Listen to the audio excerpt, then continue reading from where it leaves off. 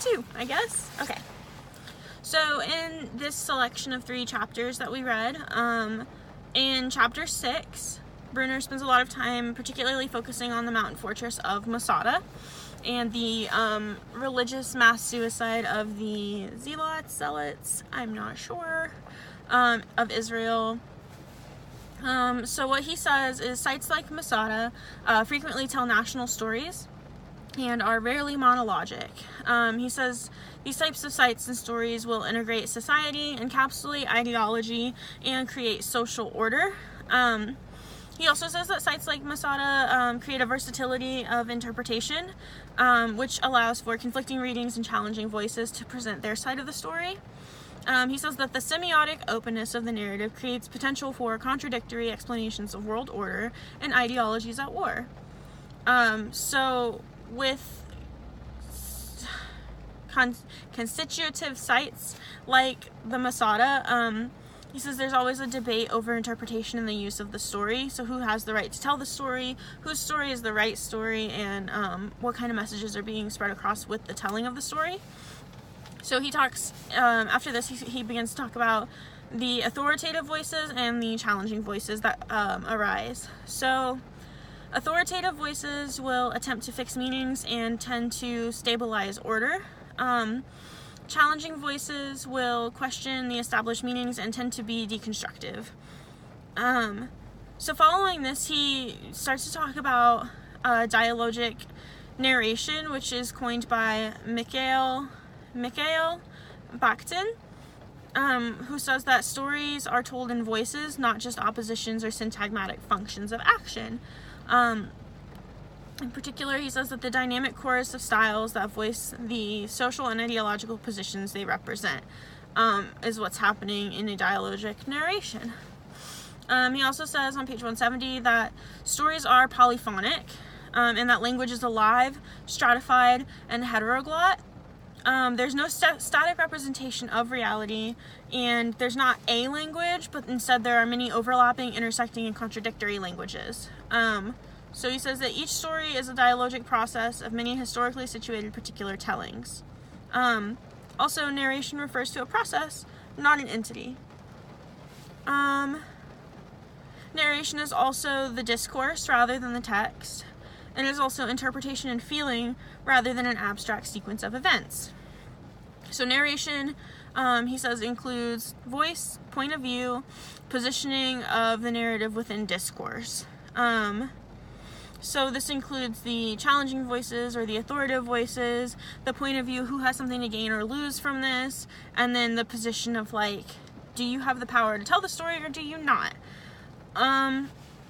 He says that narration extends discussion beyond the confines of structuralism and pure emergence, to examine the relationship between a basic story and the variable manifestations that occur. So interesting, he said a story might exist beyond any prior narration. So the story happened whether or not someone has narrated it.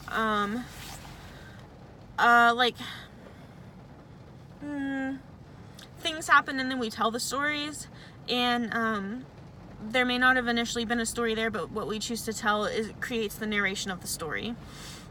So he delves further into like authoritative voices just a little bit, and he says that the authoritative voice is the already uttered.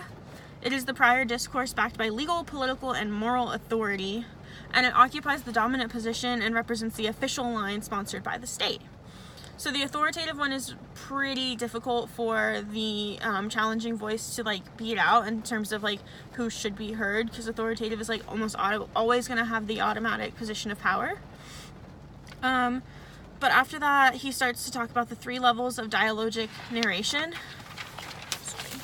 Okay, so he says that the 3 types are that stories may be dialogic within themselves, which means that a story might generate inquiry and resist a single definitive interpretation. It also it opens up the chance for questions. Following that, he says another dialogic narration is stories that may be dialogic with culture and history. These types of stories take into account previous and anticipated tellings and respond to alternative and challenging stories. So these stories will arise based on like past tellings. They predict like the future tellings. They respond to the past tellings. They create the paths for the future tellings. And then, so every telling of the story responds to and helps to condition its cultural and historical context, is what he says. And then the third one, he says that in any given telling of a story, there's a dialogic relationship between self and society, so that the dialogic is located in the discourse about the story, the society, and the self at the same time. So his aim is to develop the concept of dialogic narration to contribute to narrative theory by introducing a processual perspective without reducing society's narrative process to a mere reflection of society. So he says that Masada is a tourist attraction, a pilgrimage site, an archaeological excavation, an idiom of political debate, the topic of a novel, a scholarly dissertation, and a television spectacular, as well as a national symbol of the state of Israel. Masada is frequently attached to phrases like Masada shall not fall again. There are also scholarly articles to talk about Masada that adopt a rhetorical stance of assumed objectivity. And then television and magazine tellings about Masada are usually derived from an American perspective and not necessarily from an Israeli perspective or anything like that. So then he talks about a few different types of dialogue. He talks about the intrinsic, the historical, and the extrinsic dialogue. So to start, he talks about intrinsic dialogue as the authoritative tellings that see the mass suicides as like courageous, which kind of creates a paradox because the story ultimately ends in death, but the retelling of the story inherently brings it to life. The paradox generates dialogic meanings because of its self-contradictory structure. So it always exists in two universes of discourse. It speaks with two voices. One telling of the story or meaning of the story must be taken with respect to another. So the paradox of Masada exists not only within the authoritative telling, but also in the challenging voices telling. So it's infinitely mirrored, infinitely reflected in each other, is what he says on page 177. He also speaks of Masada being a last stand story, which he says all last stand stories must have a source, and nearly all of these sources tend to stem from the lone survivor, which brings a lot of questions up, like why did they not die with the rest of them? Were they not courageous enough? Were they a coward? Like, why did they leave? How did they get out? He particularly talks about Josephus in this part, who claims he got his story from women and children who hid in the well and were able to escape after that. So then he talks about how performances of legends such as Masada are abound in claims to authority and authenticity. Page 179, which I'm so tired of the word authenticity now. Thanks. So he says that the play of uncertainty in the narrative of a legend is what accounts for the elasticity in the readings and the ability for it to be so flexible, malleable, and moved. The next one that he talks about is the historical dialogue. He says this is the heroic version of the telling of Masada. So Masada in this instance represents militancy, resistance, freedom, and an ancient claim to the land. It brings up sort of like the phrases of like the few against the many, and the idea that it's good to die for our country, because these people did so passionate and courageous towards like their freedom of religion. So in this one he says, in order to place a different interpretation, one must first attack and unhinge the authoritative account. So we have to openly question the active narration as they attempt to reconstitute sites of power between the challenging voices and the authoritative voices. He says that they're not two independent stories, but there are multiple stances toward a story told in a dialogic relationship. Okay, so the dominant narrative in this instance provides the social matrix for the dissident voices and secondary tellings. So without the dominant narrative, there would be no reason for anybody to dissent to what's being told. So it really creates the need for it. The exigency of that is created through that. He also says Again, like one meaning is always taken in reference to another, so the challenging voices are taken in reference to the dominant ideology and story that's being passed around. He makes the clarification that dialogue is not the same as dialogic, because it's not necessarily conversation, but it is it transfers through people. And then any telling of the Masada resonates against previous and future tellings. So after this, he talks about how the Masada is pretty similar to the Alamo, which, if you can see it, I drew the Alamo and it says Alamo forever. So he says that, like, the same way that the Alamo is used, the Masada is used in times of upheaval to achieve prominence. So in both of these situations, the government, the authoritative position, they're citing defeat to incite victory, because we lost at the Alamo, and yet we still say, remember the Alamo, even though we lost. Yeah, it's dumb. Anyway, then the next one is the experiential dialogue, which he explains as context being giving meaning to the story by the story. So attachment between the story and the site gives the legend the permanence. Wait. I think I meant to write permanence, I don't know, of the mountain, and kind of how it's like unchanging, it's always going to be there. He says in the experiential dialogue, the story is transformative, processual, and moving to the extent that it is experienced by persons traveling processually through the site. So people who have the experiential dialogue return home not just with the story of the Masada, but also with their experience of the Masada. So I know the story of the Alamo. I could go to the Alamo in San Antonio and be told the story of the Alamo, and then go home and say, yes, this is the story of the Alamo, but also my experience is that it's very small and not that exciting. The historical narrative, he said, is then transformed into a personal narrative as we gain the right to tell the story.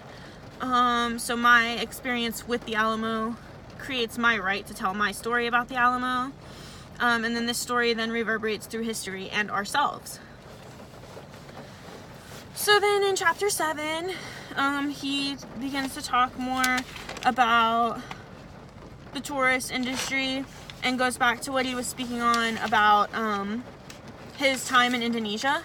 So he says international tourism is an exchange system characterized by transfers of images, signs, symbols, power, money, goods, people, and services.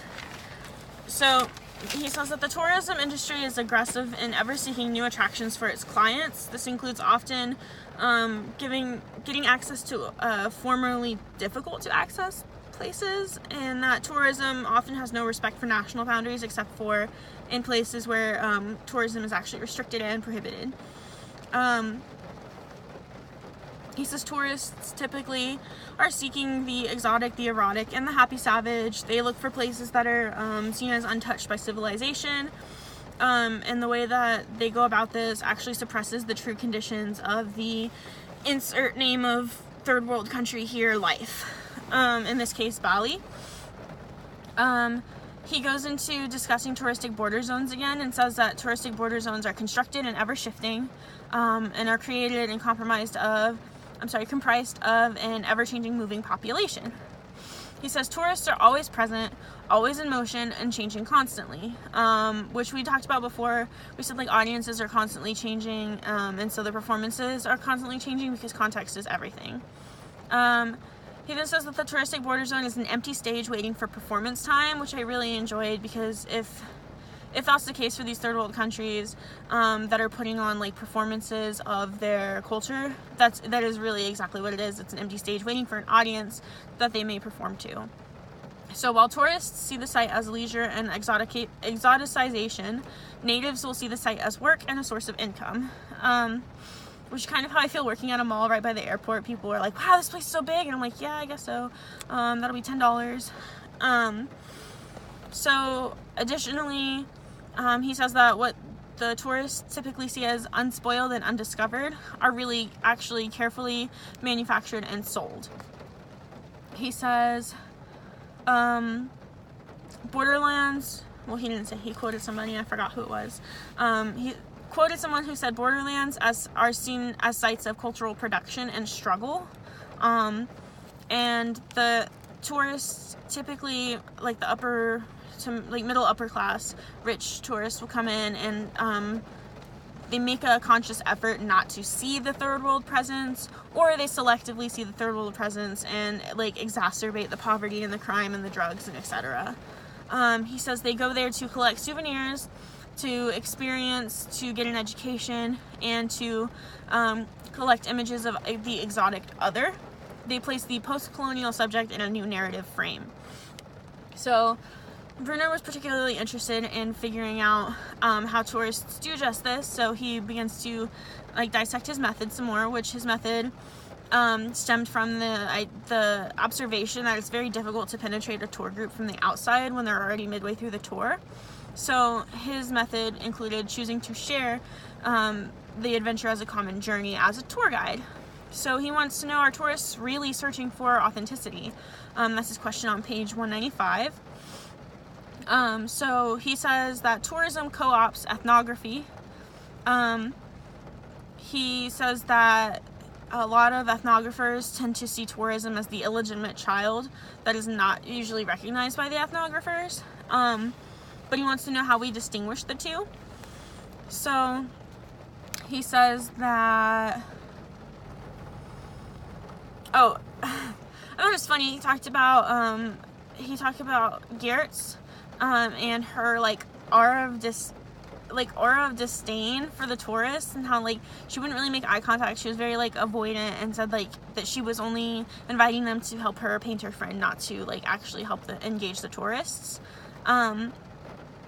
So Bruner is on this tour acting as a tour guide, and he even like reflects and says like maybe like she was embarrassed that he was playing the role of tour guide instead of ethnographer, which is more high class or whatever. But anyways, then he says like an inauthentic culture is typically culture that is created for the tourists. He says that the Balinese don't distinguish who they perform for by changing the performance. They perform how they perform, and they gear it towards whoever, but it's like pretty much always the same.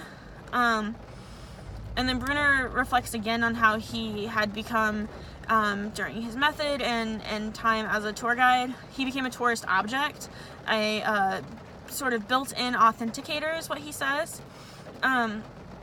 So he talks about how he had at once become like the tourist like object, because they would look to him to like find out, is this authentic, what are we doing, tell us more. And then he said that when we think we are exploring reality, we are merely engaging in a dialogue with our own symbolic systems. He's quoting Cassirer here on page 204. And he says this because he was constantly trying to process things as an ethnographer to the tourists out loud as he was being their ethnographic tour guide. And so he said it was often hard for him to keep his tourist and ethnographer persona straight. He then talks about like how like the way that he walked them through the tour. He talks about bringing them to a traditional, I think it was Javanese production of the Ramayana ballet, and how he asked them how they liked it, and they said they enjoyed it very much at the princess's house, and they felt like it was so exclusive because they were the only tourists there. And he then deconstructed it for them and said, this is actually like all a tourist play, it's just for you, that's what they do here. Do you still enjoy it? And they were like, yeah, absolutely, it was still super great. And then he took them to one at the hotel, and they did not enjoy the hotel production of the Ramayana. He asked them why, and they said there were too many people, it looked too staged. The way that they were separated as like a stage versus an audience, and like the photo area was like too much. And so he found that context was typically crucial, and that the commerciality needed to be disguised in order for the tourists to enjoy it. They said what they wanted in in an enjoyable experience was just a good performance, and they felt like this one was not a good performance because you could tell that it was a performance.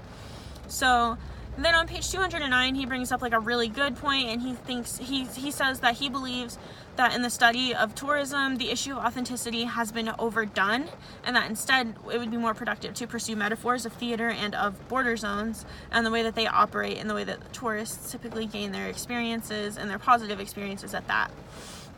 So then we move on to chapter 8, and he starts off by saying any performative event should be viewed in larger political and societal contexts. And in this chapter, he showcases that through ethnic theme parks, which I had like never heard of, but he uses Indonesia, Kenya, and China as like specific examples. He talks about how these ethnic theme parks typically cater to domestic tourists and serve national political purposes. But they are sites where ethnic diversity of the region is represented for visitors in a single locality and one panoptic sweep. He says about these, he says there's no effort made to make or to present the ethnic culture as a whole. It's typically visual and experiential. It displays living people in native costume on stage performing for tourists. It symbolizes centralized power and is seen as a vehicle for nation building. He does talk about how there's like been a lot of objectification at world fairs of these types of ethnic theme parks, and it's a very hotly contested like idea. And then he speaks on the difference between foreign and domestic tourism, and how there's a very clear difference between like their reasons for traveling, the motivations of tourists, the nature of the performances that they're seeing. But he does note one important difference is that authenticity is not typically an issue for domestic tourists who visit ethnic theme parks. They're not going there for authenticity, they're going there strictly for what they're offered. So a lot of these readings kind of went over my head, which is okay, I guess, but overall I think that Bruner poses a really good question about not like overdoing the question of authenticity, because honestly we've only read a little chunk of tourist scholarship so far, and I'm so tired of the word authenticity like already. So like I see where he's coming from. However, I mean, like I think it is important to acknowledge that authenticity is something that's often talked about with tourists and how they're searching for the like real experience, when in reality they're just looking for the good show that gets them away from thinking and away from like normal routine. Overall, like I really like this chapter though. I guess I like chapter 7. The narrative paradigm and paradox thing kind of flew over my head, but it's okay. Yeah, tune in next time.